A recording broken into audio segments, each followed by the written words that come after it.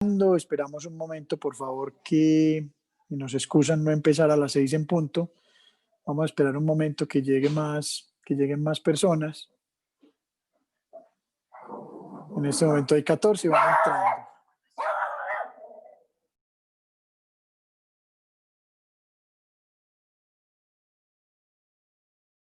Muy bien, aquí ya van llegando. Son las 6:03. Demos unos minuticos con ustedes. Ya enseguida arrancamos, que no nos demoramos en el arranque.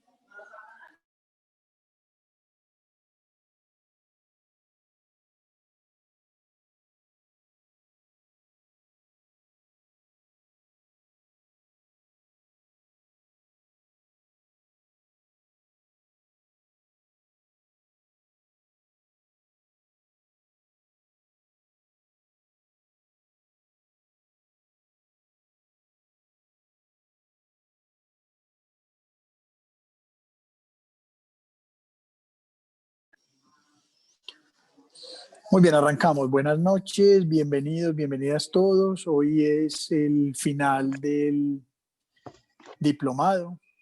No se pongan tristes, es un final feliz. Qué bueno que estamos aquí terminando y contando esta historia y sabiendo que recorrimos este camino de conocimiento en donde La Salle y el Centro de Psicología Integral pues nos apoyaron con docentes de clínicos expertos. Los felicito a todos por terminar hoy este diplomado. Qué bueno, de verdad. Esperemos que podamos tener una segunda ronda de diplomado también en clínica, de actualización en psicología clínica. Este tipo de diplomados en nuestra ciudad y en nuestro país en general pues no son muy comunes. Aquí prácticamente lo que hicimos fue un resumen de todas las temáticas que se ven en un posgrado y específicamente pues en el posgrado de la Universidad del Norte de Barranquilla. Y en otros posgrados pues, de Medellín hemos recogido las experiencias y la experticia de todos los psicólogos que tenemos en el Centro de Psicología Integral y también que son profesores de la Universidad de La Salle del programa de psicología. Yo les agradezco mucho haber estado tan atentos, tan juiciosos. Los profesores dieron muy buenos comentarios y referencias de estos grupos. Qué bueno que en un futuro pues, nos podamos volver a encontrar de manera presencial, de pronto también en un posgrado, ¿por qué no en una especialización? Los felicito de corazón a todos y gracias por haber participado en todo este tema, todo este cuento. Hoy estamos cumpliendo el compromiso de las horas con los pues, por mayores y lo que tuvimos que pasar pues fue fácil realmente. Tuvimos que mover uno que otro profesor. Hoy, por ejemplo, nos iba a acompañar mi esposa Ana María Arias, pero tuvo una dificultad personal y ella misma empoderó y habló con la doctora María Adelaida Ramírez, que les dio clase a ustedes también al principio, y ella trajo un caso un caso clínico muy bacano para el staff. Realmente el staff lo hacemos todo, ¿cierto? Aquí no solamente estamos en este momento los integrantes del diplomado, sino que también veo que por allí, por ejemplo, está el profesor Pedro, ¿cierto? Está el profesor Pedro en este momento, hay psiquiatras también, creo que está Camila. Bueno, no solamente estamos aquí los alumnos del diplomado, sino que también hay profesores del diplomado en este momento. Y lo importante del staff clínico no es tanto el caso como tal, aunque el caso es muy interesante, el caso que la profesora María Laida les va a socializar es muy interesante, pero lo más importante es que ustedes tomen atenta nota y podamos hacer realmente una intervención entre todos de este caso clínico y podamos aprender como cierre del aprendizaje, ¿cierto? Esperamos que haya sido muy gratificante esto, toda esta experiencia. Yo quiero en nombre de, como director del programa de Psicología de La Salle, agradecerles mucho, como director también del Centro de Psicología Integral, también quiero agradecerles mucho haber participado pues, de todo este evento. Seguimos en contacto, todos tienen mi teléfono. Y cerrar hoy también, que no fue a propósito, pues hoy es el Día del Psicólogo, ¿cierto? Felicitaciones, feliz Día del Psicólogo, feliz Día del Psicólogo a todos y a todas. Qué bueno que el Día del Psicólogo nosotros estemos cerrando un diplomado tan interesante y qué bueno que el Día del Psicólogo estemos también en un staff clínico. Esta clase no es de 3 horas, porque pues dando cuenta de las horas en cumplimiento normal de la sincronía que debemos tener en este diplomado, hoy cumplimos el total de horas y el compromiso que tuvimos con ustedes, entonces es de 2 horas. La profe ahorita María Adelaida nos dirá si acaban a las 8 en punto o si acaban faltando un cuarto para las 8, no pasa nada. Y esperamos de verdad disfruten mucho este evento. Hoy también invitamos, no sé si están por aquí, a algunos alumnos de últimos semestres de prácticas para que enriquezcan también este staff. No sé si también está el coordinador del CAP. Manuela, fíjate por ahí, mira a ver quién hay No, por Javier ahí. todavía no ha llegado, No ha pero sí llegado. llegaron algunos del CAP y unos de la maestría de... Ah, de la maestría de Barranquilla, de la Universidad del Norte de Sí, Barranquilla en Clínica Cognitiva. También hay estudiantes allí, qué bueno. Súper bien. Bienvenidos todos entonces. Tenemos un poquito más ampliado entonces el diploma, el staff de hoy. Yo sé que se van a ir integrando más y lograremos pues más de 40 personas ahorita más tarde. Y nada, queda mi correo abierto, el chat también queda abierto para que evaluemos este diplomado y nos realicen en mi correo que es lulondono, si Manuela lo puede anotar allí en el chat o en cualquier parte que ellos lo vean, lulondono@lasallista.edu.co o también lulondono@gmail.com. Cualquiera de los dos me pueden escribir si tienen sugerencias, si tienen todas las apreciaciones de ustedes son buenas para el crecimiento y la repetición, porque la idea es seguir con la gestión del conocimiento desde la universidad, pues para eso estamos hechos los programas universitarios y en especial pues el programa de psicología para seguir creciendo y ofrecerles a ustedes alternativas muy bacanas de conocimiento. Bien, agradecemos también a Manuela. Manuela es una estudiante pues, de últimos semestres, todos la conocieron, ella estuvo muy atenta y pendiente de todo este cuento y de ayudarnos con toda esta parte de logística. Esperamos que Manuela también haya disfrutado el diplomado. Agradecemos también se me olvidó el nombre, el líder de mercadeo, que está por aquí, de Reinaldo también, que estuvo aquí también estudiante de psicología y trabaja con nosotros en la Salle como líder de mercadeo, Alina, que estuvo también en el tema de la plataforma, sabemos pues que la plataforma va a estar activa unos días más, agradecemos a los profesores, bueno, en fin, eso ya suena como a postularme para alcalde, pero no, ¿cierto?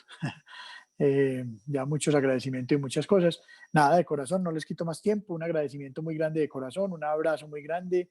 Saludos a todos, a las familias. Y le doy la palabra entonces a la doctora María Adelaida Ramírez, quien es pues psicóloga, magíster en psicología clínica de la Universidad del Norte de Barranquilla y psicoterapeuta y docente también del Centro de Psicología Integral.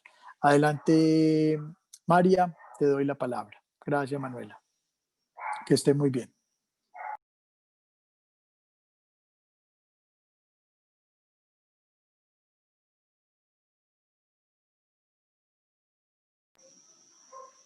Si está por ahí María o no, o se le desconectó la vaina. Ah, no, mire. aquí la tengo, pero no ha abierto micrófono. María,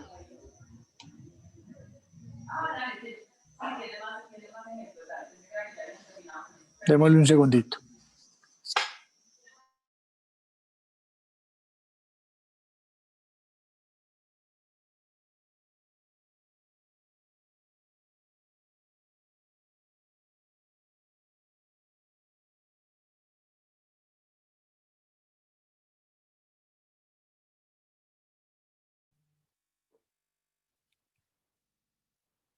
Hola, no sé si me escuchan, ahora sí resolví mis problemas técnicos. sí, ya.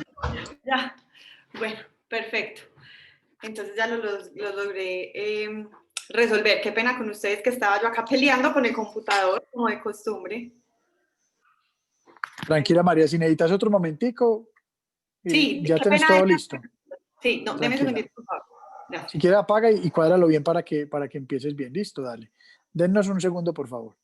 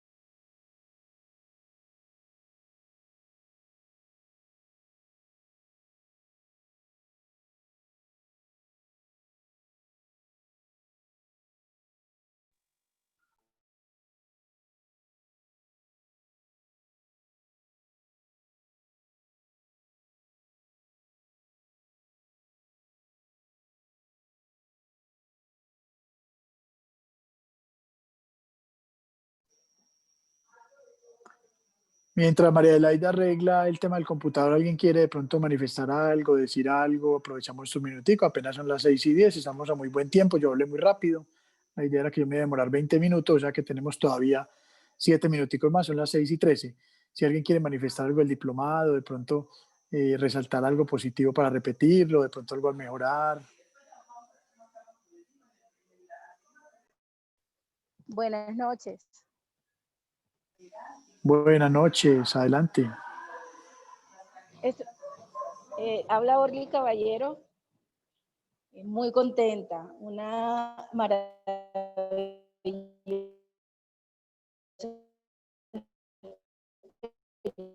experiencia, este diplomado, excelentes docentes de la ciudad de Barranquilla.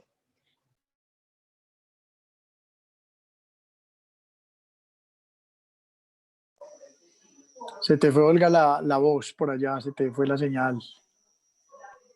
Veo que te gustó mucho el diplomado.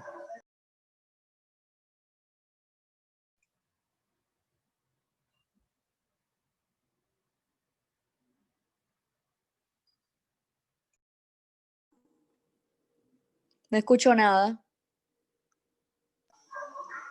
Hola, hola. Se nos fue también. Bueno, buenas noches. Yo quiero aprovechar para agradecerles primero a Dios y después a ustedes esta oportunidad tan maravillosa. Realmente yo al inicio decía a Luis Felipe en la presentación que yo quería saber más sobre el know-how, lo encontré y lo encontré con suficiencia. También resalto la excelente calidad, no solamente profesional, sino también humana de todo el equipo. La dedicación y el compromiso de cada uno y me siento tremendamente emocionada de haber podido terminar, pero quedo con ganas de más, ¿cierto? Quedo con una expectativa muy grande, después se las comunicaré de pronto por el correo electrónico a Luis Felipe y sobre todo que pues yo estoy en el Pacífico y como ustedes entenderán, tener acceso a una capacitación de manera sistemática, cómoda, porque para mí fue cómodo, estoy en mi casa, lo puedo hacer, tengo el tiempo. Fue una bendición muy grande. Yo estoy encantada, como les digo, tengo muchísimas ganas de más y como recomendación, no solamente que sigan haciendo este diplomado, tengo algunas personas que me encantarían que pudieran tener la experiencia, aquí en Buenaventura, que pudieran tener experiencia que yo tuve y pronto hasta difundirlo a más personas. Y lo otro es las recomendaciones, bueno, y entonces la especialización lasallista en psicología clínica cognitiva también, ¿no? Que podamos tener acceso y que de pronto se le abaratan, por llamarlo de alguna manera, a uno los costos cuando es virtual, que es lo que más me ha encantado de este confinamiento y en últimas de la pandemia, que se nos abrió como una posibilidad muy grande a un mundo que, pues, que era de pronto muy poco valorado. Entonces yo sí estoy muy agradecida con todos por la oportunidad. Y fue personalmente también un reto, porque no solamente fui estudiante, sino que en muchos momentos a mí me apliqué a mí misma la teoría. Entonces, los resultados han sido muy satisfactorios, de pronto hasta más que satisfactorios. Muchas gracias a todos, muy amables. Gloria, qué bueno, y qué bueno escuchar eso y que has tenido el acceso desde por allá desde el Pacífico, qué bueno, súper, me encanta ese comentario. Y sí, hay que sacarle las cosas buenas también a esto porque nosotros somos presenciales 100% La Salle y pues ahora encontramos un mundo muy distinto, cómo llegarle a más gente. Qué bueno. Muchas gracias por los comentarios. Bueno, por aquí, María Adelaida, ¿nos está escuchando ya o todavía no? ¿Ya cuadraste? ¿Alguien más quiere comentar algo?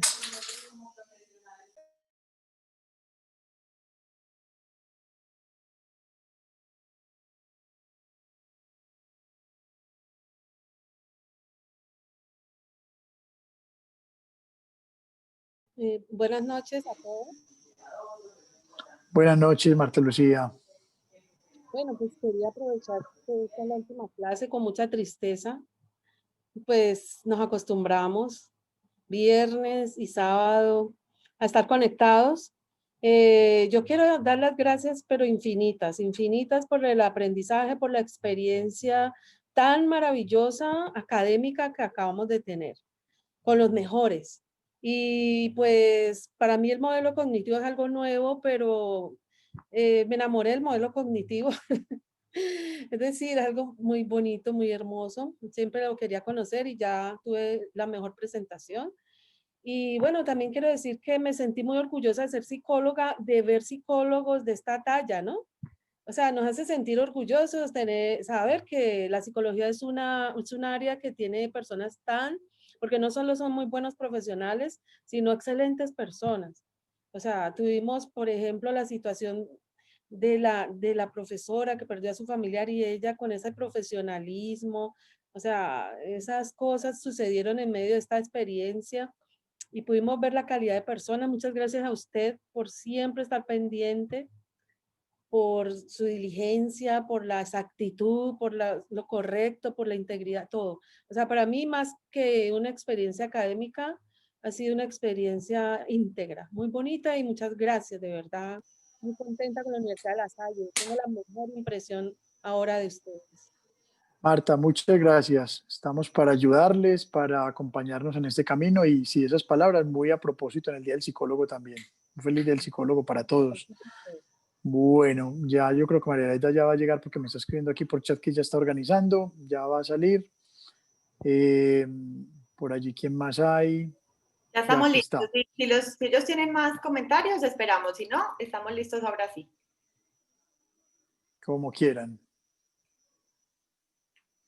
Entonces, bueno, empecemos. Perfecto. Listo, Gracias María. Listo. por la Ya, experiencia. ya María Laida metió debajo de la mesa el computador, desconectó, conectó. Bueno, ya al menos el día está frío para que se desacalore uno, ¿cierto? María, mucha suerte entonces con el staff. Y nada, pues adelante, bienvenidos. Gracias. Súper, gracias, Felipe. Listo. Entonces, les voy a compartir pantalla. Bueno, primero, qué rico volver a estar con ustedes hoy, después de los módulos de ansiedad generalizada, depresión y pues el abrebocas que les di frente a suicidio. Me encanta, pues, qué pesar que Ana no pudo estar con ustedes hoy, pero me puse muy feliz cuando me dijo que otra vez yo podía acompañarlos.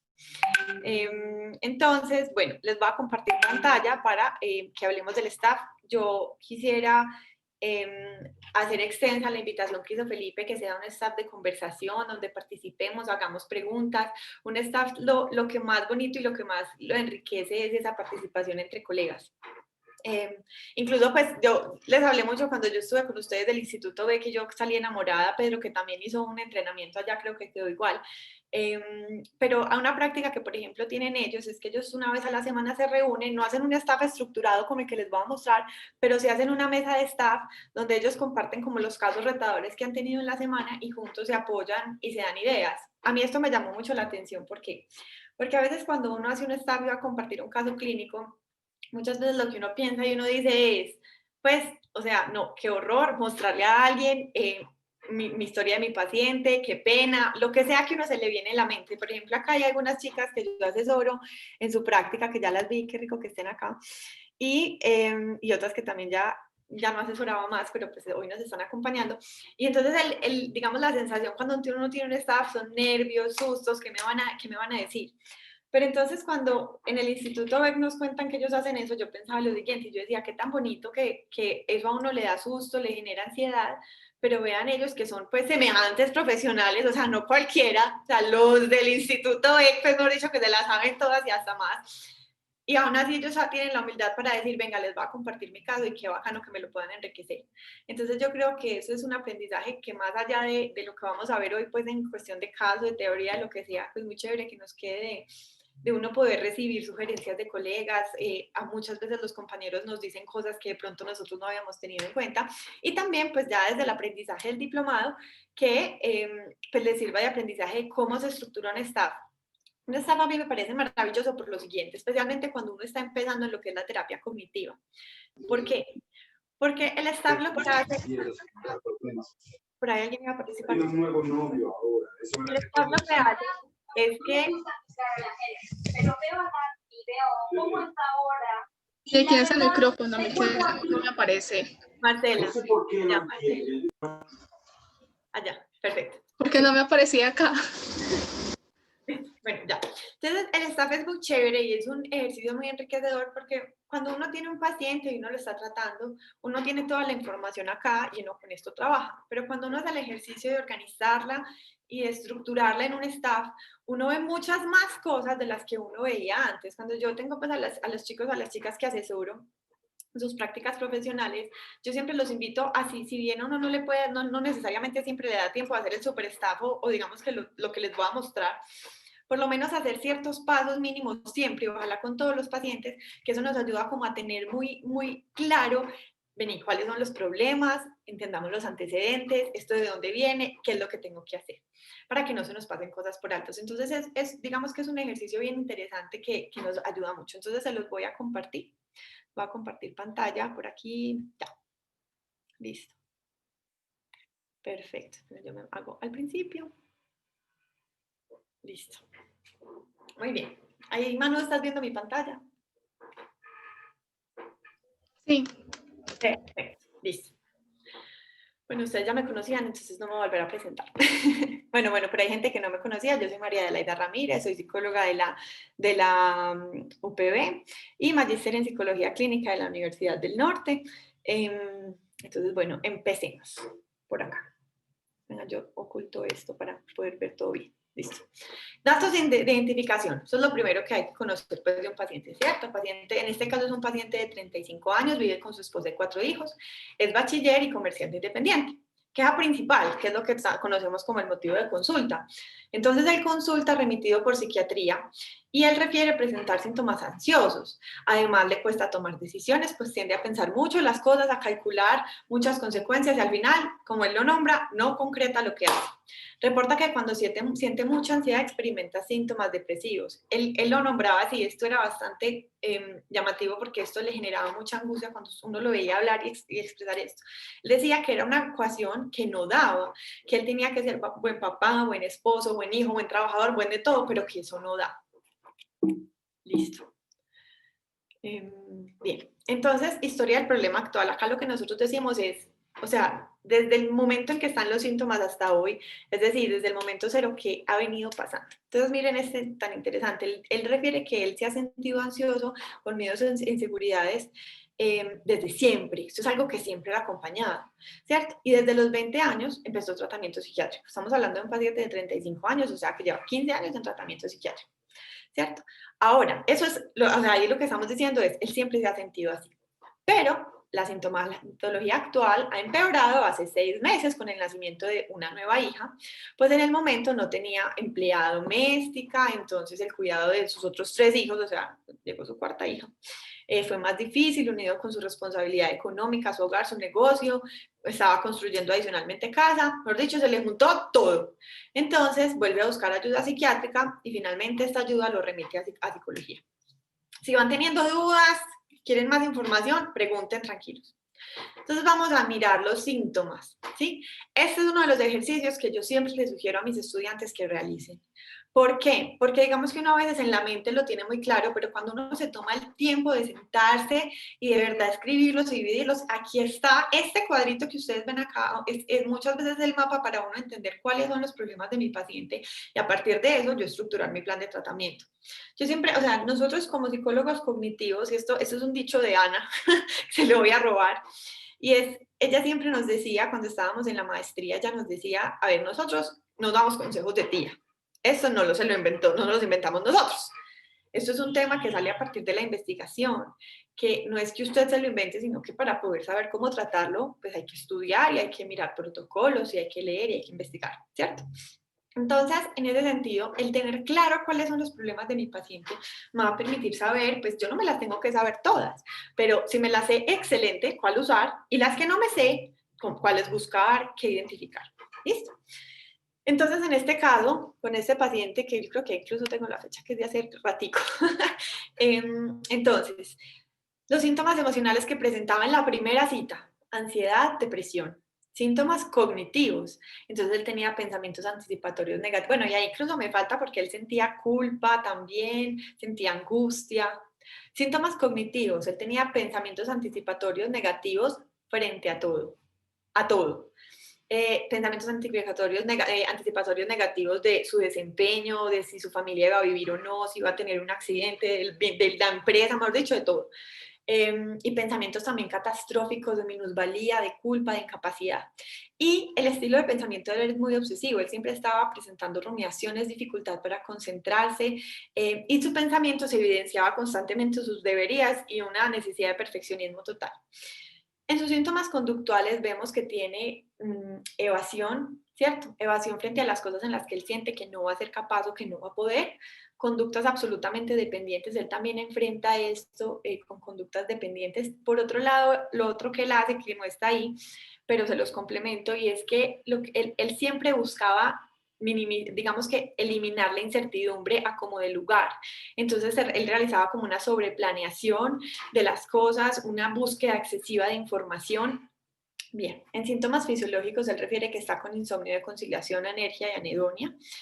En estresores ambientales, pues tenemos todo lo que nombramos en el motivo de consulta, que se le juntó todo: la construcción de su casa, el cuidado de sus hijos, su responsabilidad económica, su negocio, y además su negocio estaba con un hermano que era su socio, y él era como el hermano dominante. Pues claramente funciona porque esta persona absolutamente dependiente, el otro más dominante. Sin embargo, pues eso también generaba conflictos y le genera malestar. Bien, entonces vamos a hablar de su historia psiquiátrica. Él reporta que su padre es depresivo, con síntomas obsesivos en tratamiento con Luvox, madre ansiosa en tratamiento con Zoloft, hermano ansioso y depresivo. Vemos en él una personalidad premórbida, ansiosa, obsesiva y depresiva, y él ha sido medicado con diferentes medicamentos, que ahí pues están escritos. Digamos que hay una nota de psiquiatría que él trae pues desde su historia clínica. Entonces habla que hay un antecedente de trastorno depresivo mayor recurrente con síntomas obsesivos y trastorno de ansiedad generalizada de inicio de edad adulta. El tratamiento, y ya sabemos ahí en qué, pues su tratamiento psiquiátrico actual. Bien. Entonces les voy a contar la historia de este paciente, ¿sí? Él es el mayor de 3 hijos, creció en una vereda cercana al Peñol. Su madre, quien es profesora, se casó con su padre de 33 años y refiere que la mamá siempre ha sido ansiosa y nerviosa. Su padre era agricultor y se casó de 50 años, por esto siempre lo ha conocido como un adulto mayor, calmado. Él refiere en eso entonces que su relación con su papá era pues como que él lo veía por allá lejos, tranquilo, un viejito, ¿sí? A su hermano mayor, el menor, le lleva 4 años y al que sigue le lleva 2. Refiere que su hermano del medio siempre asumió el rol de padre de la casa y su hermano menor siempre ha sido más cercano a él. Su infancia se desarrolló en dicha vereda, en la finca de sus padres. La relación con su madre la describe como tranquila, aunque destaca que siempre estaba con ellos advirtiéndoles de posibles peligros. Les decía, va a pasar algo, por lo que él asumía una posición pasiva y de obediencia. Su padre pues era cariñoso, tranquilo, nos mimaba, recuerdas que siempre les daba palabras de afecto. Siempre fue cercano con sus hermanos, jugaban en la finca, en el colegio, tenían el mismo grupo de amigos, jugaban fútbol. En la vereda donde vivían eran comunes las tomas guerrilleras. Entonces recuerda sentir miedo a que los mataran y temor por el fin del mundo. Con la llegada del año 2000, que ustedes no sé, pues todos yo creo que estuvimos por esa época, si se acuerdan ese alboroto de esa época. Refiere nunca haber visto nada violento directamente, pero recuerda que a los 11 años estaba en el pueblo con su papá, inició una toma de guerrillera, ambos se escondieron, rezaron y escuchaban las balas. O sea, la persona estuvo en medio de una balacera y en el contexto en el que él estaba era común oír de asesinatos, pues dificultades en temas de la violencia. Reporta que socialmente era tímido, pero se relacionaba a través del fútbol, y a partir de eso lograba establecer buenas relaciones interpersonales. Pero él siempre se sentía inferior, sentía que su nariz era muy grande, que sus piernas eran muy blancas, y a partir de eso, él dice que él lloraba mucho cuando era niño a partir de esos comentarios. Él refiere que académicamente pues era promedio y cuando sus amigos empezaron a relacionarse con niñas, él empezó a evadir, entonces preferiría no relacionarse con niñas. Cuando termina la primaria, su vereda no tenía secundaria, por lo que él se fue a vivir con su tía a Marinilla. Entonces vivió con ella 1 año y a pesar de que sentía temor, logró relacionarse con compañeros por medio del fútbol, que en ese momento fue un factor protector para él. Aunque reconoce que aún se sentía inferior, pensaba que la vida era muy complicada y sentía miedo a que algo malo ocurriera. Reporta que en esta etapa también presentaba episodios fuertes de llanto.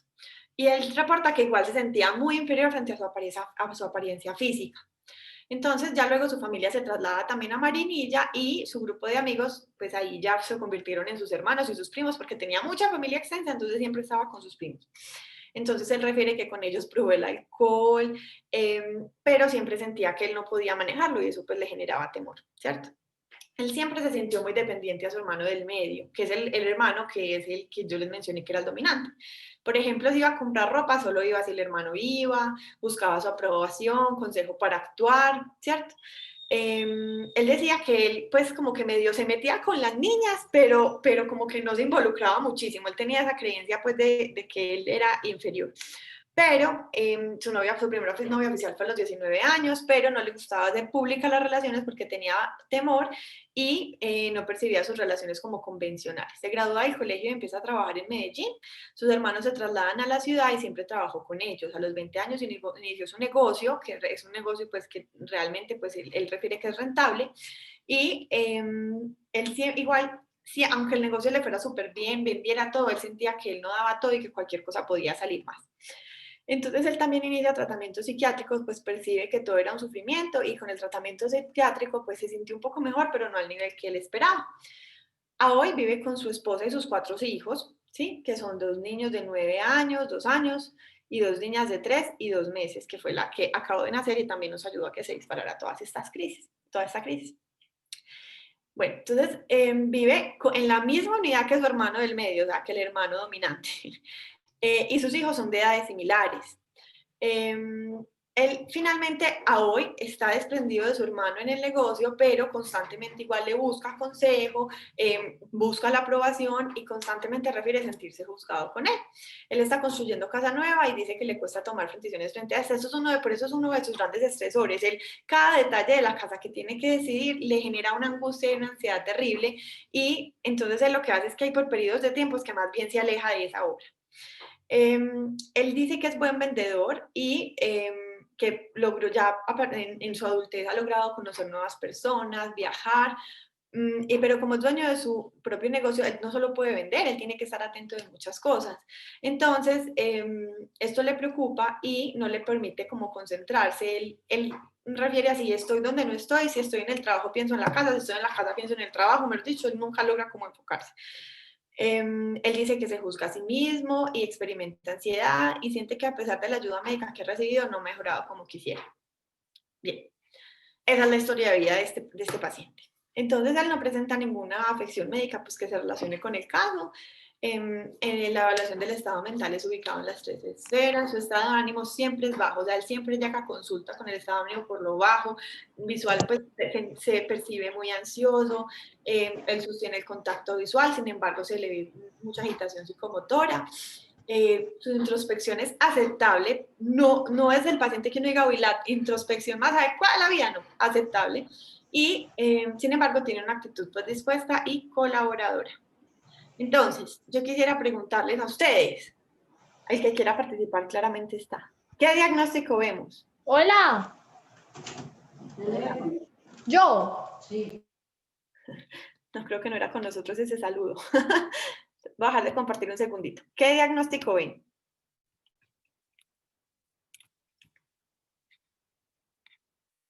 Día 1, por favor. Ansiedad generalizada. Bien, ansiedad generalizada, gracias, Manu. ¿Qué más ven? Yo voy a anotar por acá lo que vayan bien. También veo ahí como aspectos de su personalidad, lo que tú decías de la personalidad premórbida, tan ansiosa. Pues realmente no tengo muy claro el diagnóstico, pero sí creo que hay algo de la personalidad. Súper, excelente. ¿Qué más vemos? Pues yo veo una autoimagen, sobre todo autoimagen muy deficiente, ¿no? Una autoimagen como no te logré entender. Autoimagen, pues bajita, o sea, no tanto hablando de autoestima en general, sino como la autoimagen, la tendencia afectiva, emocional que tiene. Esas 2 cositas yo veo. Yo también veo una creencia central de desamparo, de incapacidad. Muy bueno que cuando hagamos el staff vayan tomando nota y revisen pues para que vamos chuleando, sí, no, tú te aporto esto. Entonces vamos, ¿en qué estamos diciendo? Que tiene un trastorno de ansiedad generalizada, que tiene unos rasgos dependientes, ¿cierto? Dijimos también que tiene una violencia nuclear en la área indefensiva. Yo creo que Sí. Creo que nos mutearon a todos, entonces si alguien iba a hablar puede volverse a desmutear. Sí, los muteé a todos, que tenían muchos micrófonos prendidos a la vez. Qué pena. Ansiedad. Veo muy marcada la ansiedad, no logré pues como reconocer bien los detonantes, pero también una tendencia a la ineficacia en cuanto al pensamiento. Perfecto, súper, gracias Juan. ¿Qué más vemos? una personalidad evitativa. Necesidad de aprobación. Sí, súper. ¿Algo más? Bueno, entonces les voy a volver a compartir pantalla a ver qué nos da. Bien. Entonces, esta fue mi impresión diagnóstico, ¿cierto? Yo estoy de acuerdo con el trastorno de ansiedad generalizada. También evidencio como un diagnóstico secundario, un trastorno depresivo persistente con ansiedad grave de inicio temprano, ¿sí? Y con episodio de depresión mayor persistente moderado, que es lo que tiene hoy. También digamos que ahí lo pongo por confirmar, porque todavía no se ve claramente, pero sí por confirmar el trastorno de personalidad dependiente y claramente se le ven unos rasgos obsesivos. Listo. Entonces digamos que cuando hablamos de diagnóstico estamos hablando pues desde el DSM o desde el CIE. María, pero ¿esa necesidad de aprobación solo es con el hermano o es en todas las áreas de la vida? En todas. Digamos que más que necesidad de aprobación es dependencia. Lo que pasa es que en el hermano encontró la figura perfecta, ¿sí? Para pegarse de él. Sin embargo, él busca constantemente, entonces, por ejemplo, si él tenía que decidir una baldosa verde o azul, él hacía consenso familiar. Y mira que esto se le ve desde muy temprana edad, donde él solo compraba ropa o digamos que no podía ir a comprar ropa sin el hermano o sin alguien, pues en este caso que lo aprobara. Lo que pasa es que en el hermano él encontró esa figura perfecta y además que el hermano, a ser tan dominante, realmente asumió esa responsabilidad y ese, digamos que ese rol, pues con mucha facilidad, ¿cierto? Sí, claro, un dependiente y un narciso son... Total, total. ¿Alguien más iba a decir algo?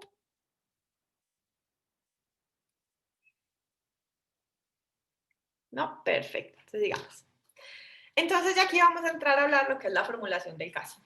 En cuestión, cuando uno está revisando un caso, a mí esta parte me parece fundamental porque digamos que todo lo pasado y el diagnóstico es como yo les estoy dando la información para que ustedes sepan yo de qué les estoy hablando y conozcan el caso, que eso es muy importante porque nos ayuda como a organizarnos.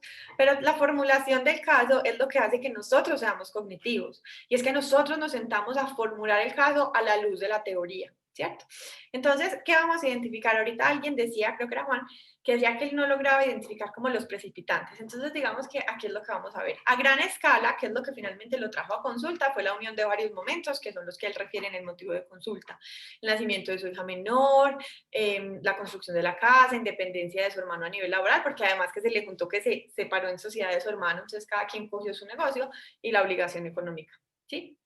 Ahora, ¿qué lo activa a él? Tomar decisiones, no tener el resultado esperado, dejar a sus hijos al cuidado del otro. Y digamos que en general algo que lo activa a él es cuando va a hacer algo que él no puede predecir exactamente qué va a pasar.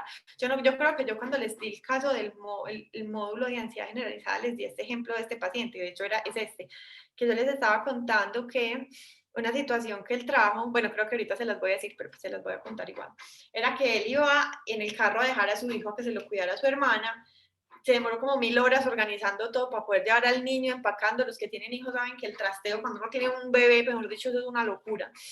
La hermana vive muy lejos, llevaba 2 horas, digamos que yendo hacia donde la hermana, y cuando iba en el camino empezó a tener pensamientos imaginando que el hijo se iba a caer por una escalera que iba donde la hermana, que se iba a morir, que no sé qué. Entonces él lo que hizo a partir de esos pensamientos es que se fue y finalmente se volvió para la casa. Él necesitaba que le cuidaran a los niños como para hacer unas diligencias. Entonces, miren que ante cualquier situación en la que él como que ve que hay un resultado que puede no salir bien o que tiene algún tipo de riesgo, pues ahí él inmediatamente lo que hace es que evade, ¿cierto? Bien. Entonces, esto yo creo que aquí va a estar la situación que les conté. Entonces aquí es donde nosotros ponemos, digamos, situaciones principales que uno ve en la que se ve como más o menos estos pensamientos, las estrategias, las emociones que le suceden al paciente. Entonces, este fue el que les conté. Entonces se devuelve y lleva a los niños. La primera no se las voy a contar porque ya se las conté. Otra situación fue que en la construcción de su casa el piso no quedó como él quería. Entonces los pensamientos es lo siento lo que quería, ya no lo pude cambiar y me costó mucho. No sé si ustedes recuerdan cuando estábamos mirando o cuando ustedes veían, creo que con Ana, no me acuerdo si con Pedro, el tema de los pensamientos automáticos, que a veces hay pensamientos automáticos que lo que hay que encontrar es el significado que hay detrás, porque el pensamiento en sí como que hay que explorarlo un poquito más porque no hay un significado que de verdad podamos debatir o con lo que podamos realmente trabajar. Entonces, por ejemplo, ese es un típico pensamiento de esos en los que uno tiene que identificar el significado que tiene, que ya no puede cambiar y que le costó mucho, que en este caso del paciente era pues que él había fracasado y que era culpa de él que había quedado mal. Entonces sintió frustración, sintió ansiedad, sintió culpa. La culpa se refiere a ese significado que le da es por mí, es porque yo no dije las cosas bien, es porque yo me equivoqué. Entonces, ¿qué hizo? Se desentendió de la construcción de la casa y no volvió por 2 días. Mejor dicho, dejó a la gente embalada allá. Entonces, aquí lo que vamos a mirar es ya la formulación desde el enfoque longitudinal de cogniciones y comportamientos, y entonces aquí vamos a mirar cómo es el perfil cognitivo del paciente, ¿cierto? Entonces digamos que en reglas aquí, en esta etapa de la terapia, en el momento en el que estructuramos este staff, pues digamos que todavía no se encontraban tantas, pero él tiene muchas, ¿cierto? Entonces dentro de las reglas él decía, debo tomar la decisión perfecta, debo tener ayuda, debo hacer todo bien, incluso él mismo se imponía a sí mismo, debo ser perfecto. Miren que en el motivo de consulta él decía como, tengo que ser buen papá, buen hijo, buen esposo, buen de todo, y eso no da, pues claro, porque la perfección no da, ¿sí? Entonces, en los supuestos, si me equivoco, entonces soy incapaz, si no me equivoco, pues entonces soy capaz, si tengo ayuda, entonces las cosas van a salir bien, si no tengo ayuda, entonces no las hago bien. Digamos que todos sus supuestos se relacionaban siempre con la incapacidad. Entonces, para él era terrible equivocarse, era terrible que las cosas no salgan bien, era terrible afrontar los errores. Por lo tanto, dentro de sus estrategias, él evade todas las situaciones en las que él sienta que las cosas van a salir mal, que va a estar fuera de control, que... por ejemplo, bueno, incluso una de las reglas de él también es debo tener el control, ¿sí? Porque por eso es que, yo no sé si se acuerdan que en el módulo que les di de ansiedad generalizada les decía que la preocupación era un primer esfuerzo por solucionar el problema. Entonces, cuando él tenía todos estos pensamientos anticipatorios, empezaba a pensar en todo lo que podía salir mal, lo que él estaba intentando era controlar todas las variables para que todo saliera bien. Presenta conductas dependientes, rumiación, búsqueda de perfección. Distorsiones cognitivas, muchas. Digamos que las principales son la catastrofización, claramente, abstracción selectiva, personalizar, adivinar el futuro, pero total, deberías, absolutamente. Entonces, él tiene 2 creencias nucleares. La principal, estoy incapaz. Esa es la principal. Sin embargo, otra creencia nuclear que tiene, y puede suceder que hay pacientes que tienen 2 creencias nucleares, es que es vulnerable. Y digamos que esta creencia de soy vulnerable también sostiene el TAG, el trastorno de ansiedad generalizada. María, ¿una persona puede tener 2 creencias del mismo grupo o solo una de un grupo? Digamos que una persona puede tener varias creencias, normalmente hay una que es principal, independiente que sean de 2 grupos o del mismo grupo, ¿sí? Lo normal es que hay una que tiende a ser como más rígida y más fuerte, y la otra pues está, pero sería un poquito más secundaria, ¿sí? Y también se encuentra que hay creencias en 2 grupos, pacientes que tienen una creencia de incapacidad, pero además también tienen una creencia de inamabilidad. Yo no me acuerdo es que no me acuerdo cómo son, incluso en el Instituto Beck ya hablan de 3 grupos, que son inamabilidad, la de indefensión, desamparo, y hay otra, no recuerdo muy bien, a ver, yo me los encuentro acá, ¿cómo se llama? Y hay otra que ellos nombran como cuando una persona, ya, aquí está, que se siente como inadecuado, inefectivo, incompetente. Ellos hablan que ya, ellos, incluso creo que eso va, en el libro que va a sacar Judith Beck nuevo, ya ellos van a plantear estas tres creencias, estas tres categorías, que en inglés la palabra es helpless, que es como, no se me ocurre una traducción, pero digamos que las creencias que hay ahí serían de inadecuado, inefectivo, incompetente, ¿sí? Entonces una persona... De pronto, ¿capaz? No, incapaz es más por el lado de indefensión, desamparo, ¿cierto? Ah, mentira, no, sí tienes razón. La otra no, realmente sí, tienes razón. El helpless se refiere a la indefensión, desamparo, la inamabilidad, ya. Y la otra es cuando yo me siento como inaceptable, malo, quebrado, raro, se llama worthless. Entonces ellos ya tienen esas tres creencias, ¿sí? Entonces, repito como para no confundir. La primera es la de la inamabilidad, indefensión, desamparo, que en la indefensión, desamparo estaría no soy capaz, soy un fracaso, soy incompetente. Y la tercera que ellos están planeando es en la que yo me siento como inaceptable, malo, quebrado, ¿sí? Ay, qué pena por la confusión. Muy bien.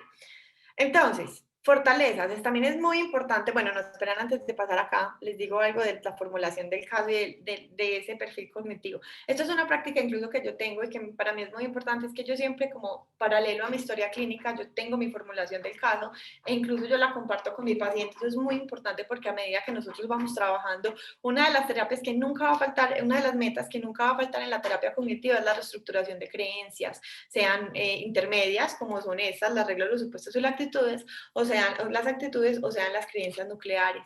Y eso nos da un mapa, ¿sí? Entonces es muy importante que nosotros no solamente lo tengamos acá, a mí me parece muy importante también uno tenerlo escrito y sentarse de verdad, pensarlo y a sacarlos, porque eso también es nuestra brújula y es lo que nos diferencia de más corrientes. Listo. Entonces, ¿qué fortalezas tiene este paciente? Él tiene una amplia red de apoyo, de hecho su familia es absolutamente unida, su esposa también tiene un apoyo muy importante, su posición económica, realmente su negocio es muy bueno, entonces él va al terapeuta que quiera, al psiquiatra que quiera, a la medicina que quiera, y no crean, eso es importante porque muchas veces uno tiene pacientes que requieren atención psiquiátrica pero no tienen con qué comprar el medicamento y muchas veces son medicamentos que no cubre la EPS, ¿sí? Y por el otro lado, él es muy adherente tanto al tratamiento psiquiátrico como al tratamiento psicológico. Pero ahí, bueno, eso lo voy a contar en el obstáculo, ahorita se los digo. Bien, entonces, hipótesis de trabajo. ¿Qué es una hipótesis de trabajo? Yo no sabía si presentarles esto, pero decidí mostrárselos porque esto es donde uno cuenta el caso a la luz de la teoría. O sea, yo realmente teorizo con la historia de este caso y explico, venga, esta persona por qué le dio esto, de dónde salió, por qué se manifiesta así, ¿cierto? Entonces, se los voy a compartir y se los voy a leer. Entonces, debido a la infancia del paciente, debido a que en su infancia él se desarrolló en un entorno de violencia y los eventos traumáticos hacían parte del día a día, sumado a una predisposición biológica a la ansiedad y a la depresión con el historial de sus padres, él desarrolló una forma de ver el mundo desde la preocupación y posteriormente desarrollando el trastorno de ansiedad generalizada. Borkovac nos cuenta que hay dos mecanismos del origen del TAC, que es uno que hace referencia a los eventos traumáticos en la historia personal, como es el caso de nuestro paciente, y en el caso, pues, con todo lo que les conté de la violencia, las tomas guerrilleras donde él estaba, y otro relacionado a los estilos vinculares, específicamente el apego temprano inseguro. Además, a partir de la infancia, las personas, ustedes, como bien se los hemos explicado, forman las creencias acerca de ellos, del mundo, de los demás. Y él se sentía indefenso frente al peligro, con una madre supremamente ansiosa que además ella constantemente estaba recalcando el peligro, y un hermano de quien depender. Como les digo, encontró su perfect match. Entonces, él a partir de eso podría haber formado una creencia en el área de indefensión, desamparo. Además, estos autores describen que a partir del ambiente en el que estamos y nuestras predisposiciones se puede desarrollar una depresión, y Beck también habla del concepto negativo de sí mismo, el mundo del futuro unido a una vulnerabilidad biológica, pueden también desencadenar una depresión. Nuestro paciente creció viéndose a sí mismo como vulnerable, indefenso, en un mundo como amenazante, y además de esto también acuérdense que es muy importante ver que cuando hay trastorno de ansiedad generalizada y hay una creencia de incapacidad, uno también evidencia que el paciente se siente incapaz frente a las demandas del entorno. Como que el hecho de que él haya crecido en ese entorno que fue tan violento, que estuvo marcado por eso, es sentirse incapaz frente a ese entorno y además viendo a un hermano que él siempre vio como más logrador que él, ¿sí? Entonces, a ver, ¿dónde iba? Así, entonces, viendo también que... entonces ahí, a partir de eso, él aprendió a desarrollar como una estrategia en la constante preocupación. Ustedes sí están viendo bien, es que yo veo que eso está como que me comí unos renglones. Ay, no, me pasé esto. Sí, te comiste unos Sí, sí, renglones. pero sí, pues. No, pero es como por la forma en la que está, como la pantalla. Esperen, yo dejo de compartir pantalla un segundito y vuelvo a compartir, que creo que aquí, ustedes saben esos problemas técnicos míos. Ya lo solucionamos. Listo, venga, volvamos a hacer esto bien.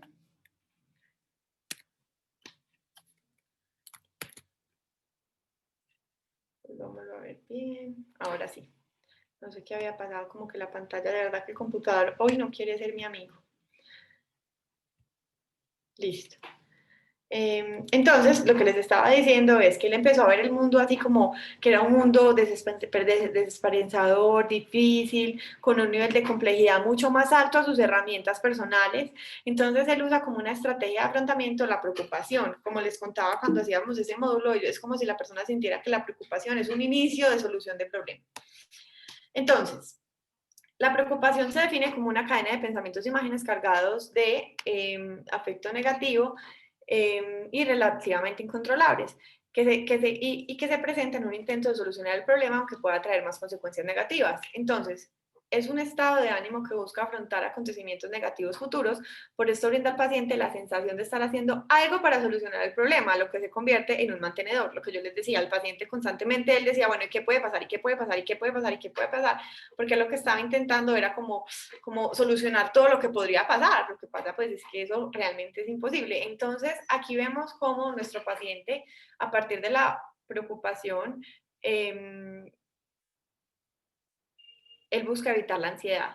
Por otra parte, la evasión también es una respuesta a la preocupación que él tiene, porque él cada vez que ve que no va a ser capaz, que va a haber una situación difícil, él evade, ¿sí?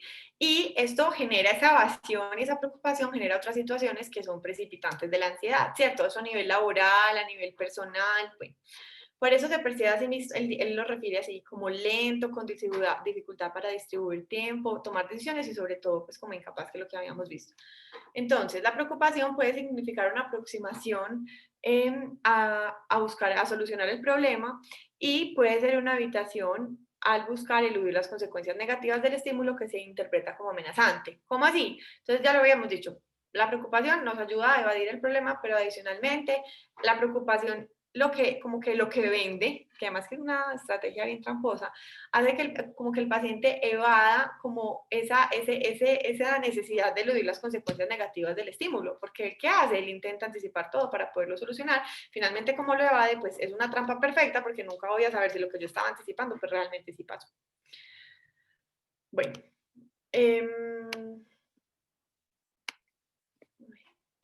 Esta cosita no me deja ver. Bueno, desde la teoría de Beck y Bower, se establece que las creencias del sujeto juegan un papel importante en el desarrollo y mantenimiento de la depresión y la ansiedad. Así, la persona presenta un sesgo en el procesamiento de la información con un procesamiento emocional alterado, eligiendo selectivamente la información relevante al peligro.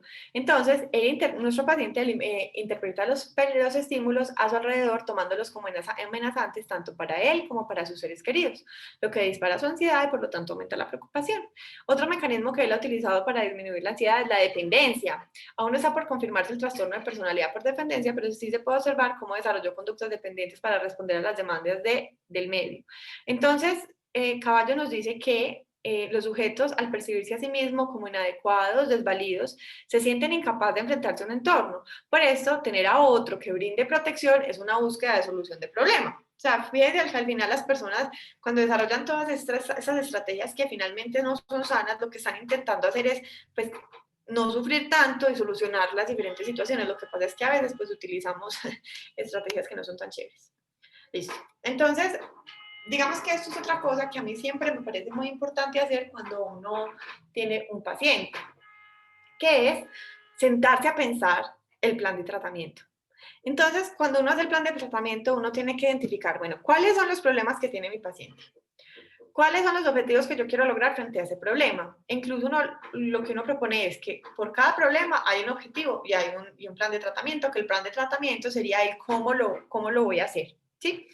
Entonces, ejemplo, en este paciente, problema, la depresión, pues, ¿qué queremos hacer? Reducir los síntomas depresivos y claramente modificar la creencia en la base de la depresión. Entonces, para eso nos vamos a valer pues, de la terapia cognitiva de Beck con todas sus estrategias, como son la reestructuración cognitiva, la asignación de tareas graduales, la técnica del pastel, mejor dicho, continuo cognitivo, solución de problemas, todo lo que nos pone Beck a su disposición para el tema de la depresión. En la ansiedad, claramente también queremos reducir los niveles de ansiedad. ¿Cómo lo hacemos? Psicoeducación frente al modelo cognitivo de la ansiedad, entrenamiento en relajación, reestructuración cognitiva, y digamos que tanto para la ansiedad como la depresión hacemos igual remisión a psiquiatría. Yo les quiero aquí aclarar algo. Cuando uno está empezando en terapia cognitiva, uno no se las tiene que saber todas, estamos en ese proceso y nos estamos formando, pero si yo tengo el listado de problemas, yo ya sé a dónde los tengo que ir a buscar. Yo tengo depresión, bueno, pues yo que soy súper beckiana, me iría pues entonces al protocolo de depresión de Beck. Ansiedad, listo, me voy al protocolo para el manejo de la ansiedad de Beck, ¿sí? Digamos que en esta ansiedad, como el paciente tiene un trastorno de ansiedad generalizada, ¿qué miramos? El protocolo de ansiedad generalizada, que fue el que yo les enseñé. Entonces, otro de los objetivos, ahí tengo creencia de indefensión, desamparo, digamos que esa normalmente uno incluso la pone al final, porque eso es el fin último de la terapia, pero bueno, ahí ¿qué hacemos? Vamos a modificar y reestructurar creencias, claramente terapia cognitiva de Beck, y también podemos hacer terapia centrada en esquemas, que es la de Jeffrey Young, ¿sí? Preocupación. Aquí voy a hablar de todo el protocolo de ansiedad generalizada, pues solo los subtítulos, pero fue lo que vimos en el módulo de ansiedad generalizada. Entonces, y lo mismo que con depresión, o sea, es lo mismo que hablamos en el módulo. Entonces, ¿qué queremos? Queremos que él reevalúe la valoración a la preocupación, aumente la habilidad en solución de problemas, disminuyamos claramente esa ansiedad, bueno. Entonces, vamos a ver el protocolo de Beck, que incluye psicoeducación frente a la preocupación, distinguir la preocupación productiva versus la improductiva, reestructuración cognitiva de las valoraciones de la amenaza, la inducción de la preocupación, la descatastrofización, la exposición a la preocupación, reestructuración de las creencias metacognitivas, la inoculación del riesgo a la incertidumbre y el procesamiento elaborativo del presente, ¿sí? Digamos que ahí, literal, les describí el protocolo así en un pedacito chiquito. Listo. ¿Qué más vamos a hacer con este paciente? Hay más problemas, conductas dependientes. ¿Qué queremos? Incrementar en la autonomía, entonces vamos a hacer terapia cognitiva, exposición gradual y entrenamiento en resolución de problemas, y vamos a trabajar habilidades de autocontrol. Con las conductas evitativas, claramente queremos reducir las conductas evitativas, entonces para eso pues también en todo van a ver que pues en casi todo uno pone terapia cognitiva, pues digamos porque eso sienta las bases para muchas cosas. Vamos a hacer experimentos conductuales, exposiciones graduales, y también necesitamos regular ese sueño, que él tiene, ¿se acuerdan que en la parte de los síntomas vemos las dificultades en el sueño? Entonces hay que regular el sueño, podemos hacer intención paradójica, detención del pensamiento, inserción del pensamiento, bueno. Básicamente ese es el plan de tratamiento. No sé si tienen preguntas. No, está bien. Continuaré entonces. Guarden las preguntas para el final porque vean, nos queda 1 hora todavía. Pues bueno, a menos de que el último día quiera salir súper temprano. Curso de tratamiento. Relación terapéutica. Entonces ahí uno define la relación terapéutica y los problemas que se pueden haber generado. Entonces con él se evidencia una adecuada relación terapéutica que se observa a partir de la participación activa de él en las sesiones donde él se siente en la libertad de aportar. Digamos que ese contradecir más o menos lo empezó a desarrollar a medida que se relacionó la relación terapéutica, complementar además es adherente al tratamiento. Pero digamos que en esa relación terapéutica también inicialmente yo me di cuenta que el paciente buscaba como que yo fuera otro apoyo para sus decisiones, en lo que tocó hacer un encuadre y más bien enseñarle a él a tomar sus propias decisiones. Obstáculos. Entonces, sabemos que pues él es una persona muy ocupada, con 4 hijos, empresa propia. Entonces, como tiene tanta tendencia a la preocupación, la dificultad para solucionar problemas y a sus múltiples responsabilidades, él de verdad es adherente al tratamiento, pero le cuesta mucho sacarle el tiempo a la terapia. O sea, para él es súper importante el tratamiento y él, mejor dicho, va, pero muchas veces cancela por todo eso, porque es, ay, no tengo esto para mañana, no, entonces no puedo ir a terapia. Digamos que miren que ahí hago la aclaración de tener mucho cuidado para evitar como perpetuar la dependencia. También a veces uno veía que para la realización de tareas había problema porque ahí estaba la evasión. Y claramente cuando un paciente pues tiene todas estas características, se imaginarán que poner una tarea de exposición pues para él no es nada fácil. Eso se combate haciendo como una muy buena explicación del por qué y llevándola al entender para qué es necesario, por qué es necesario y por qué queremos vencer la evasión. Pero entonces, digamos que esas características a veces sí nos traían obstáculos. Bueno, y este es el staff. Muchachos, preguntas, inquietudes. Yo tengo una pregunta, María. ¿En qué momento se hace como la devolución o se le comparte esta conceptualización al paciente? Pues lo que pasa es que esto es una construcción en común, ¿sí? Entonces miren que desde que nosotros recibimos a nuestros pacientes, uno de los pasos iniciales que tenemos cuando estamos haciendo las intervenciones es la psicoeducación en el modelo. O sea, nosotros a ellos les explicamos el modelo, les explicamos el tema de cómo nuestro pensamiento afecta a lo que sentimos afecta a lo que hacemos, cómo este pensamiento entonces de dónde viene, porque yo pienso así y otros no, les explicamos el tema de nuestras creencias intermedias. Pues nosotros educamos a nuestros pacientes en el modelo. Entonces a medida que lo vamos construyendo, yo personalmente a medida que lo voy construyendo, yo lo voy compartiendo con ellos y les voy contando lo que descubrimos, porque no es que yo esto me lo invente, estas son las palabras del paciente. O sea, el paciente es el que dice, soy incapaz cuando hacemos la flecha descendente. El paciente es el que sale él mismo con su estrategia de, no, es que yo tengo que ser perfecto. O sea, esto está en sus palabras. Entonces, nosotros, como es una construcción común, pues estamos constantemente haciéndolo. Miren que una de las bases de nuestra terapia es que somos un equipo. O sea, y yo eso se lo digo a mis pacientes en la primera cita, yo no me las sé todas, no soy un sensei, no levito. Somos un equipo y lo que queremos es, pues, ayudarte a solucionar tus problemas. Entonces, en ese sentido, desde el principio, ese es el empirismo colaborativo, que estamos haciéndolo juntos. Ya cuando lo terminamos, bueno, y entre comillas voy a decir que lo terminamos de realizar porque esto nunca se termina, esto se alimenta toda la terapia. Yo les contaba cuando estábamos en uno de los módulos que yo tenía un paciente que, mejor dicho, yo trabajaba con él y este hombre no mejoraba y cuando entrábamos a mirar era porque él tenía la creencia que él no podía sentirse bien, él debía sentirse mal. Entonces, miren que esto siempre se está alimentando, pero entonces a medida que lo vamos construyendo, lo vamos compartiendo con el paciente. Y uno siempre los está educando en esto, siempre, constantemente. Perfecto, tengo otra pregunta. Bueno. Realmente, pues yo apenas estoy empezando clínica y yo estoy haciendo esto con mis pacientes, pues porque apenas estoy empezando, pero me pregunto si cuando tenga muchos más pacientes voy a tener tiempo para hacer esto, porque realmente esto es muy largo. Sí, es muy largo. Hizo que yo quité cositas. Sí, digamos que pretender cuando uno tenga una consulta llena, que uno a cada paciente le va a hacer un staff, así como el que les acabo de presentar, pues probablemente eso no es realista. Pero lo que sí es realista es que, pues porque es que eso tú lo haces en la misma consulta. O sea, que yo tenga claridad frente a los síntomas, tú eso lo puedes hacer en la construcción cuando tomas notas. Y lo que sí es ideal que uno haga con cada paciente es la formulación del caso, porque es que la formulación del caso es tu brújula. Si tú no haces formulación, no estás haciendo terapia cognitiva. Muchas gracias. Claro que sí, María. Pero sí, lo que tú dices es verdad. O sea, realmente cuando uno pues atiende, pues si uno trabaja en una jornada de 8 horas y tiene 8 pacientes al día, pues no, eso no da. Hacerle eso a cada uno no da. Pero digamos que cuando uno está empezando, e incluso después, la invitación es que cada paciente es como un pequeño caso de investigación. Entonces, pues, ¿qué sucede? A medida que uno ya empieza pues, a tener un poquito más de experiencia y hay casos que, por ejemplo, yo he trabajado muchísimo con ansiedad generalizada, pues yo ya tengo claro mi plan de tratamiento y ya como que tengo más bases, entonces la cosa ya fluye un poquito más rápido, ¿sí? ¿Más preguntas? Yo tengo una pregunta. Dale, cuéntame.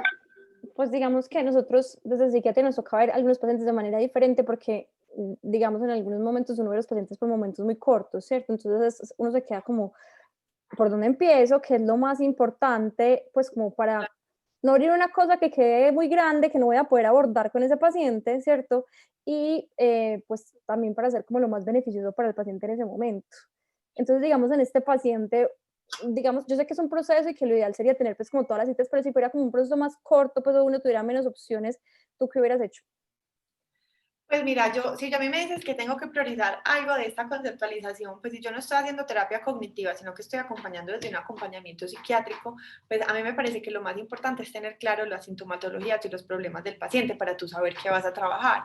Y en ese sentido, desde la orientación que tú manejes, hagas tu plan de tratamiento, que tu especialidad, pues a menos de que tú te quieras volver a una terapeuta cognitiva y dar terapia full, pues ahí esto tocaría hacerlo por lo menos lo que es la formulación y lo que es pues la parte de los síntomas, que finalmente es lo que pues, nos dan claridad en el caso. Pero si no, yo priorizaría siempre, de hecho eso es lo que yo le digo a mis estudiantes, que nunca dejen de hacer, es tener muy claro los síntomas. Y cuando yo digo claro los síntomas, es que ojalá uno a cada paciente le hiciera este cuadrito de síntomas, porque de verdad que a uno se le pasan cosas. Muchas veces cuando uno lo hace así, sin poderlo hacer, uno luego cuando va avanzando con el paciente, uno dice, ay, pucha, ¿verdad que eso yo no lo he intervenido? Yo no lo había tenido en cuenta, ¿cierto? Más si uno atiende muchas personas, pues a la memoria falla. Entonces, para uno tener su brújula y poder tener un plan de trabajo. No sé si respondí a tu pregunta. Sí, muchas gracias. Súper. Más preguntas. Aprovechen que todavía tienen tiempo. Este es el tiempo de ustedes.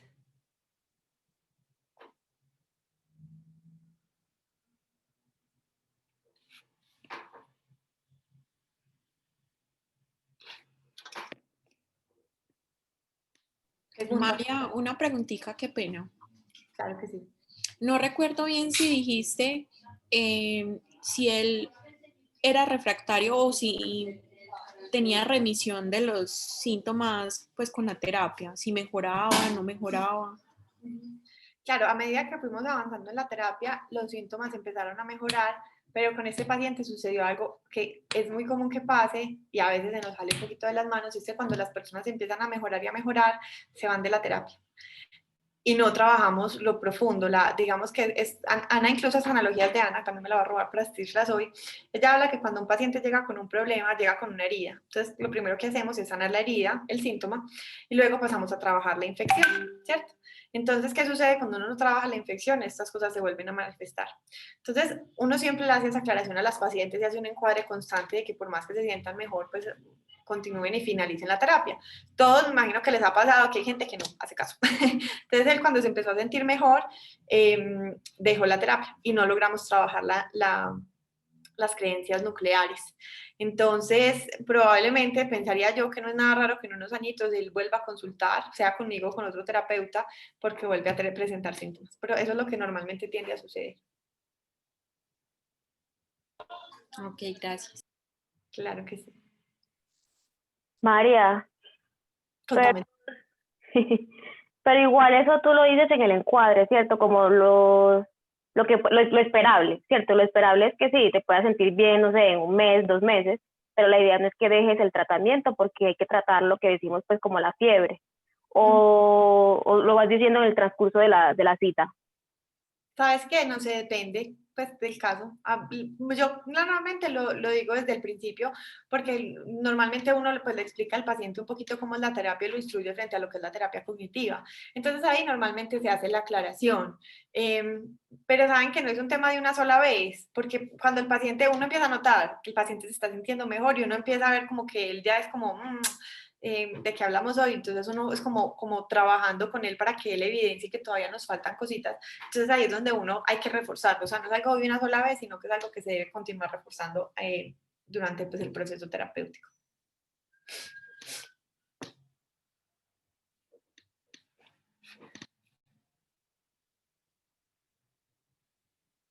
¿Más dudas? Ahí también les pregunto algo, aquí hay muchos colegas y muchas personas que tienen más conocimiento que le hubieran agregado a ese staff. Si ese paciente, digamos que siguiera, yo les dijera, compañeros de Menluces, ¿qué me falta? ¿Qué me completan? ¿Qué me complementan?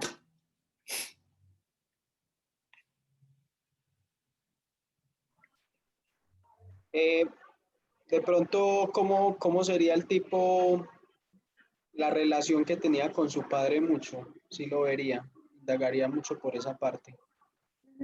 Lo que pasa es que sistémicamente el rol de padre no lo ejerció el papá, sistémicamente lo ejerció el hermano.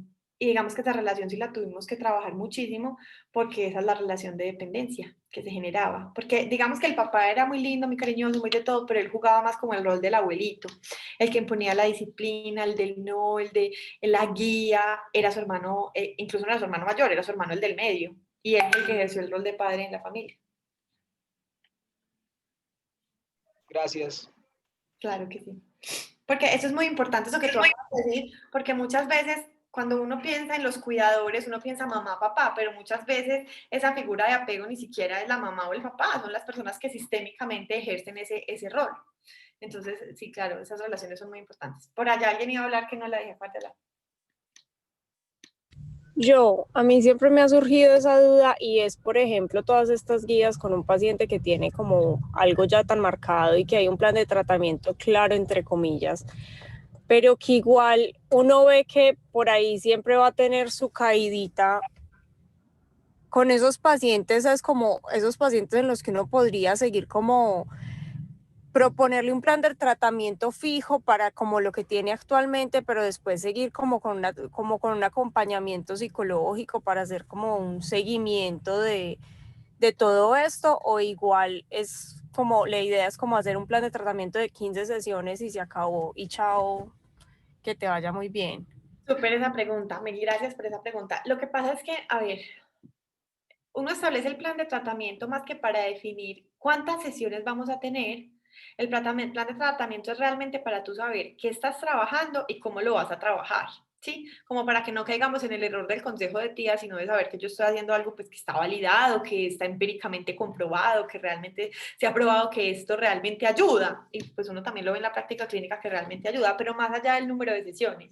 De hecho, pues yo les digo, desde mi práctica clínica yo tengo pacientes con patologías muy similares, donde pues obviamente hay particularidades en cada caso, pero empezamos pues el tratamiento y hay una que sale en 4 meses y hay otra que queda 3 años, porque también tenemos que tener en cuenta que uno trabaja al ritmo del paciente, o sea, ahí juega la capacidad de introspección, la apertura al cambio. Por ejemplo, con este paciente tiende a ser súper crónico, muy crónico, porque primero, pues, ¿se acuerdan que yo les contaba que el trastorno de ansiedad generalizada, digamos que ha sido muy debatido, si también entraría a ser más adelante un trastorno de la personalidad? Y miren que en él se ve etapas muy tempranas, más el trastorno de personalidad, pues que en ese momento estaba como por definir, pero claramente está presente. Entonces son pacientes que tienden a ser más crónicos. Entonces, realmente en mi experiencia clínica lo que yo veo es que con ellos no hay finalmente una alta definitiva. Lo que uno hace es que programa seguimientos, ¿cierto? Porque son pacientes que tienden a ser más crónicos. Entonces, normalmente cuando son trastornos más agudos, uno no, pues ahí digamos que uno hace el plan de tratamiento, pues si el paciente no necesita más. Entonces, esa necesidad del paciente. La terapia cognitiva muchas veces pasa por rígida e inflexible porque trabajamos con protocolos, con investigación, todo. Pero eso es falso. La terapia cognitiva es flexible porque uno la acomoda a cada persona. Y digamos que nosotros tenemos una guía de qué hacer, claro, sí, porque pues, por eso es lo que nos da como como esa validación y ese saber que pues esto que yo estoy haciendo de verdad funciona. Pero digamos que es más, yo siempre le digo a mis estudiantes que lo que uno intenta enseñarles es como la lógica, ¿sí? Y ya uno se adapta al paciente. Yo una vez tuve una estudiante que un día me llamó súper aburrida y me dijo, María, yo no soy cognitiva, pues es que qué pereza esa estructura y este plan, y entonces si mi paciente tiene un problema yo no le escucho. Yo no, pues ¿cómo? Obviamente si el paciente tiene un problema, para la porra el plan. Y lo que yo hago es escuchar a mi paciente.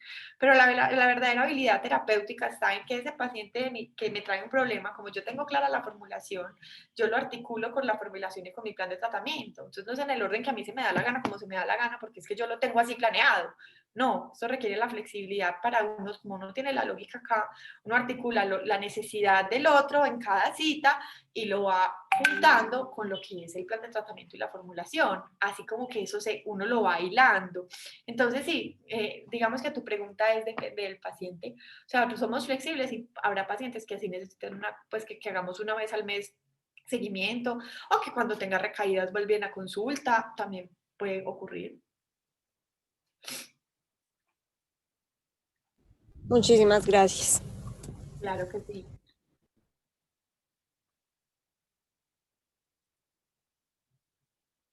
Más preguntas.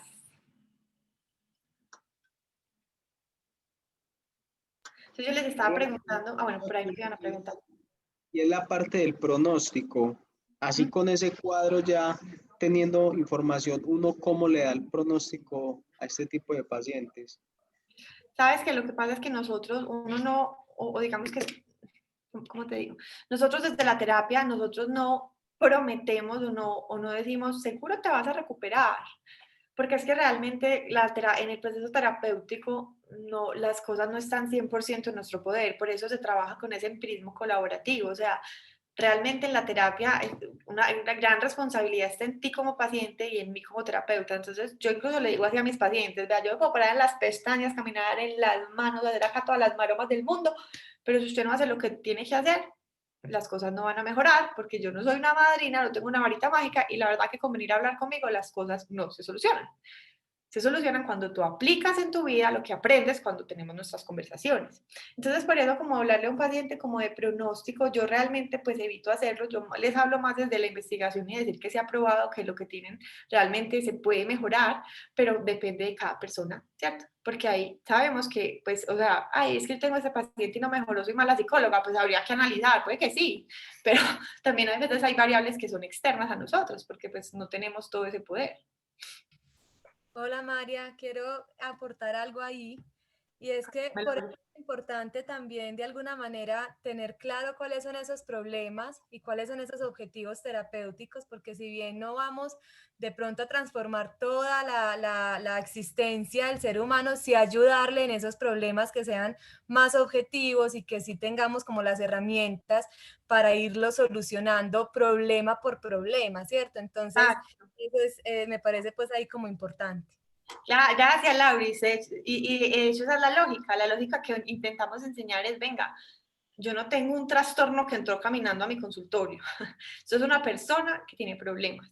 Entonces, por eso, desde esa posición de yo tener muy claro mis síntomas y a partir de eso tener muy claro los problemas de mi paciente, es lo que me lleva pues, a poder, por eso nuestra terapia es más estructurada, no porque sea rígida e inflexible, sino porque es que yo sé qué es lo que quiero y a dónde voy en este proceso terapéutico. Pero como te decía Juan, o sea, hablar de pronósticos como de asegurarle a un paciente que vamos a mejorar, pues es muy difícil porque no depende 100% de nosotros. Yo le digo a los pacientes, esto es como si usted va al médico porque tiene algo, él le manda la medicina, pero usted no se la toma. Pues seguramente pues no vas a mejorar tan rápido como si te tomaras la medicina. A eso equivale como el trabajo que tiene la persona fuera de la consulta. Gracias, Lauris, por tu aporte. Y también quiero aportar que es importante el tema de que sea estructurada precisamente porque nos permite devolvernos, retomar o evaluar qué de pronto estamos haciendo, porque puede pasar que estemos haciendo una técnica o una intervención inadecuada, eso nos puede pasar, pero que en esa evaluación de esa estructura y de ver los avances o no, podemos también de alguna manera reestructurar el plan de tratamiento a beneficio del paciente, teniendo siempre en cuenta como sus necesidades, ¿cierto? Total, y entonces por eso es que hablamos que nuestra formulación es dinámica, porque siempre está cambiando, por eso ahorita les dije, uno realmente nunca termina, porque siempre está cambiando, entonces eso nos permite como recalcular y revisar, y les cuento de chismes que Lauris, aquí nuestra compañera que está aportando, es la estudiante que me había dicho que la terapia era rígida, pero ella después de su aprendizaje, vean, pues mejor dicho, es toda una super tesa, y ya vio que no es rígida, sino que es estructurada, que es diferente. La experiencia les comparto un poquito, ya que pues, mientras hacen las otras preguntas, que yo decía, pero por Dios, ¿yo por qué tengo que seguir tan rígido, paso 1, paso 2, entonces en qué momento estoy teniendo en cuenta el ser humano? Hoy en día que hago clínica y que María fue mi asesora de práctica además, digo, no, para nada. Es que si no entiendo bien como el concepto de la psicología cognitiva y también me apoyo mucho en la teoría de Beck, entonces si lo entiendo bien, si finalmente termina siendo una herramienta que yo modifico y que yo utilizo de acuerdo a las necesidades del paciente, teniendo siempre claro eso, pero pues el modelo cognitivo, genial. Total, súper, qué bueno que no te desenamoraste, súper bien. Bueno, muchachos, más preguntas.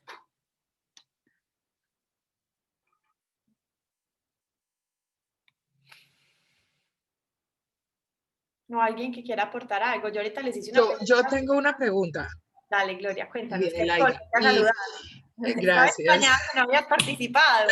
No estaba escuchando, además con un montón de interrupciones.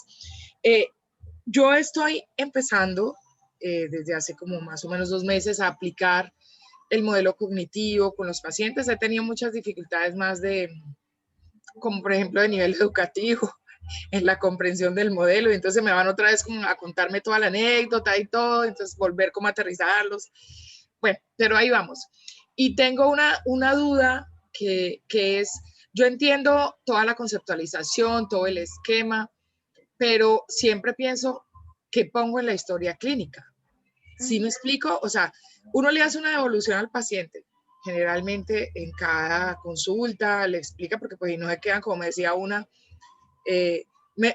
doctora, me dice cómo me fue en el test. Bueno, no es un test como para evaluar ciertas cosas, sino que más de apoyo diagnóstico. Entonces, como que coloca uno en la historia clínica. ¿Sí me explico? Los pensamientos automáticos, coloca las emociones, la calificación de las emociones, o simplemente como la interpretación en cada sesión, ¿no? A lo que se llegó. Esa es como mi duda, perdón, no sé si sea muy... Súper, sí, está muy bien. Digamos que uno sabe que depende de la institución en la que uno trabaja, hay diferentes pues, modelos de historia clínica, ¿cierto? Pero digamos que la historia clínica pues claramente contiene toda la información del paciente, pero digamos que en el área del concepto, sobre todo, el concepto que uno tiene que colocar como profesional. Exacto. Ahí en ese concepto es donde tú te diferencias de las demás corrientes, ¿cierto? Porque digamos que en la parte objetiva tú puedes poner los síntomas. Mi sugerencia siempre es separarlos como por síntomas emocionales, conductuales, cognitivos, fisiológicos y estresores ambientales, siempre. No siempre, pues desde mi sugerencia es siempre tener ahí los síntomas, ¿cierto? Pero digamos que cuando ya uno va a hablar del concepto, pues uno habla desde la teoría en la que uno esté parado. Entonces uno lo puede nombrar a nivel de los problemas que presenta el paciente, y tú también lo puedes hablar a nivel de la formulación. Digamos que yo, por ejemplo, yo personalmente, yo la formulación como tal no la pongo en la historia clínica. Eso es para mí y digamos con mi paciente, ¿cierto? Yo tengo paralelo como mi estructurita para hacer la historia, para hacer la formulación. Pero en la historia clínica sí se evidencia. Los síntomas se evidencian, digamos que las técnicas que aplico, lo que realizo, entonces digamos que ahí se ve un poquito más del modelo y lo que estoy trabajando. Cuando yo hago las actuaciones, o sea, agrego cada cita, en esas actuaciones, digamos que normalmente cómo es la estructura de una actuación, o digamos que cómo es la sugerencia. Entonces uno elige el objetivo, o sea, uno pone el objetivo de la sesión, uno pone lo que manifiesta el paciente, cómo llega, y no poner pues toda la chorrera del chisme que contó, sino por ejemplo cómo manifiesta que se siente hoy, todo. Luego, digamos que lo más fundamental. Luego uno pone lo que uno evidencia objetivamente. Entonces ahí va, por ejemplo, el control del estado mental, y ahí van los síntomas y la evolución de los síntomas a lo largo de la terapia. Entonces, por ejemplo, en la primera actuación, pues yo puedo poner todos los síntomas, pero ya en las siguientes actuaciones no repito la chorrera, sino que yo simplemente cuento cómo vamos, ¿cierto? Después de eso pongo el análisis, y el análisis se refiere, bueno, y en esta cita entonces, ¿qué trabajamos? ¿Qué hicimos? Y posteriormente ya lo que pongo es, ¿qué se logró en la cita? ¿Qué logramos? Entonces se logró, por ejemplo, como yo estoy desde un modelo cognitivo, yo puedo poner, el paciente logró cuestionar sus pensamientos automáticos y dar una interpretación más realista. Y como nosotros somos cognitivos y normalmente el trabajo se hace fuera de la sesión, uno normalmente asigna tareas para la casa, pero no tareas por tareas, sino, venga, ¿cómo hacemos para que esto que aprendimos hoy en cita, usted lo aplique y lo utilice? De eso se tratan las tareas. Entonces ya uno pone lo que se asigna como ejercicio, que yo les decía que en el Instituto BEC lo nombraban más como ejercicio de práctica que como tarea o plan de acción. Y ese nombre me parece más bonito porque realmente es eso, es un plan de acción, no es una tarea del colegio, sino venga, ¿cómo hacemos que esto que usted realmente aprendió hoy, pues lo lleve a acción, el plan de acción? Entonces no sé si ahí más o menos respondo tu pregunta, Gloria. Perfecto, absolutamente perfecto, sí. Algunas de esas cositas las colocaba, pero pues sentía que tenía que colocar pensamiento automático, o sea, toda la parte de la conceptualización. No, eso si fueras a hacer un staff, como el que les presenté hoy, o si, por ejemplo, este modelo de staff, pues no me lo inventé yo, eso es el modelo de staff de terapia cognitiva. Quité unas cositas, pues, como para no alargárselos mucho hoy, pero ahí sí tú pones todo lo que hice, y digamos que la hipótesis de trabajo especialmente es la que tiene que estar muy alimentada, pues, porque es la que habla de yo teóricamente cómo explico lo que le pasa a este sujeto. No porque yo dije que tenía eso, sino porque de dónde lo saqué, que mire que ahí uno cita todo. ¿Dónde se evidencia? Sí, exactamente. Bueno, Gracias, Gloria. muchísimas gracias. Más preguntas o cosas que me quisieran complementar del staff. Mira, no tuviste en cuenta esto, ¿por qué no hacemos esto? ¿Qué te parece si pones eso también? Sería muy chévere.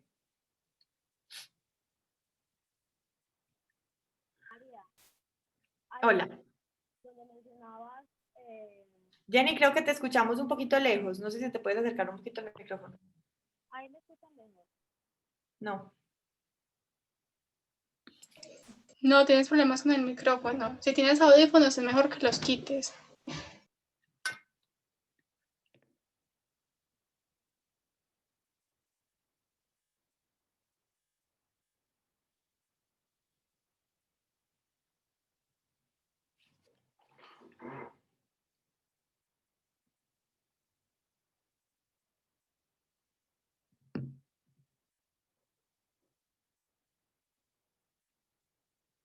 O si prefieres, puedes escribir.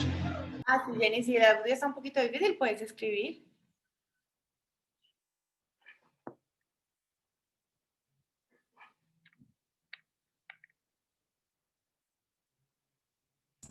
Ahí sí.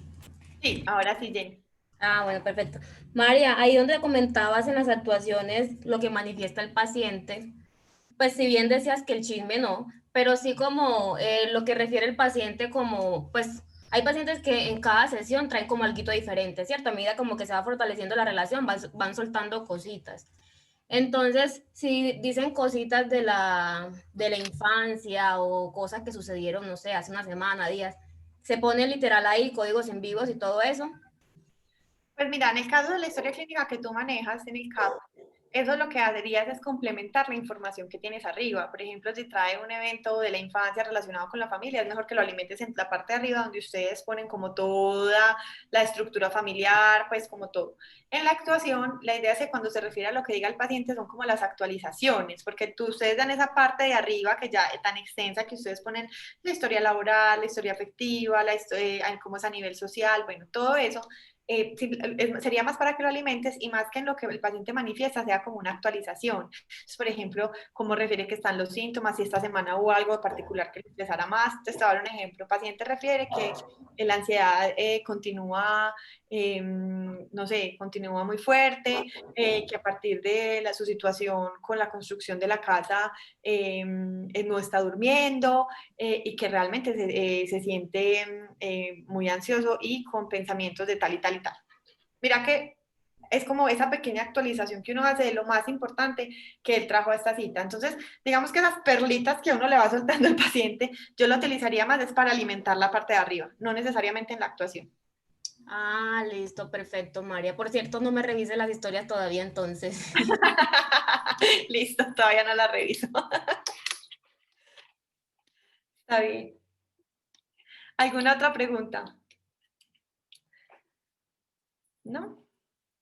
A la pregunta a la 1, a las 2, ¿no? Está bien. Qué milagro que están tan callados hoy. Sí, hoy llegamos, los dormí a todos con el staff.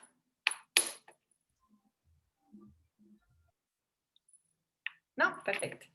Entonces, bueno, chicos, si no tienen más preguntas, les agradezco por su asistencia, por su atención. Les pido disculpas por mis problemas técnicos al principio. Espero que esto haya enriquecido en algo su práctica clínica y vean cómo se plantea una formulación, cómo se plantea un plan de tratamiento, digamos que cómo se estructuraría un caso si uno lo hace muy a profundidad, sino uno por lo menos puede retomar de eso lo más importante, pues usted no tiene que tener escrito y redactado la historia social y personal de su paciente, pues todo eso es más como para que ustedes se ubiquen en el caso. Pero sí, digamos que la parte de formulación es bien importante. Entonces, muchas gracias a ustedes. Espero que esto les haya enriquecido en algo y bueno, ojalá haya sido un buen fin del diplomado, que hayan cerrado bien. Esta falta de participación me preocupa un poquito, pues, pero bueno, que me llevo los mejores deseos y las mejores intenciones. Maravilloso. Muchas gracias. Excelente. Muchas gracias. Excelente. Claro, Gracias.